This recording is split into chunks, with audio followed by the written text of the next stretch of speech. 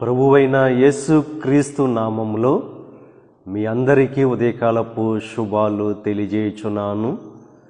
ఈరోజు వాక్య అంశము ఇర్మియా 17వ అధ్యాయము 7వ వచనాన్ని చదువుకుందాము.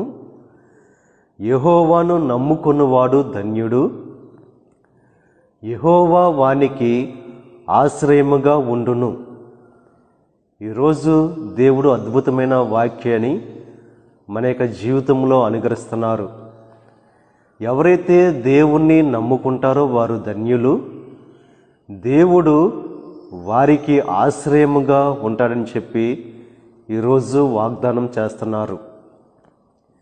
ఎవరైతే దేవుణ్ణి నమ్ముకుంటారో వారు జలముల యొద్ద నాటబడిన చెట్టు వలె ఉంటారు. సమృద్ధి అయిన జీవితం, సమృద్ధి అయిన ఆశీర్వాదాలతో కూడిన జీవితంగా వారి యొక్క జీవితం ఉంటుంది. అన్ని విషయాలలో నమ్ముతారు, వాక్యాన్ని నమ్ముతారు, దేవుని యొక్క వాగ్దానాలని నమ్ముతారు. ఆ యొక్క వాక్యానికి అనుగుణంగా తమ యొక్క జీవితాన్ని మార్చుకుంటారు. ఈ లోకం మీద ఉన్న ఆశలు తీసివేసుకుని సమస్త ఆశలన్నీ కూడా దేవుని మీద పెట్టుకుంటారు. కనుక ఇక ఉదయకాల సమయంలో దేవుణ్ణి నమ్ముకుని దేవుని యొక్క ఆశ్రయాన్ని పొందుకునేవారుగా మనం ఉండాలి. పతనమైన వ్యక్తి, విఫలమైన వ్యక్తి దేవుని రక్షణ పొందుకోవడానికి ఏకైక మార్గం విశ్వాసం, నమ్మకం.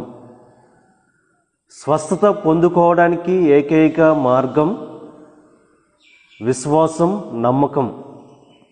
దేవుని నుంచి మేలులు, ఆశీర్వాదాలు పొందుకోవడానికి ఏకైక మార్గం విశ్వాసం, నమ్మకం.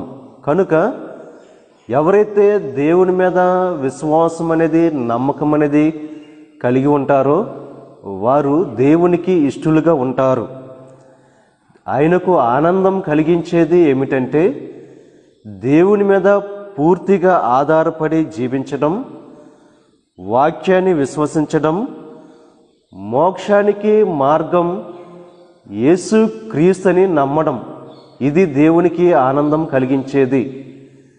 ఎప్పుడైతే విశ్వాసం కలిగి ఉంటామో దేవుని మీద పూర్తిగా ఆధారపడి జీవిస్తాం, వాక్యాన్ని నమ్ముతాం, విశ్వసిస్తాం. అదే రీతిగా మోక్షానికి మార్గం యేసు క్రీస్తు అని చెప్పి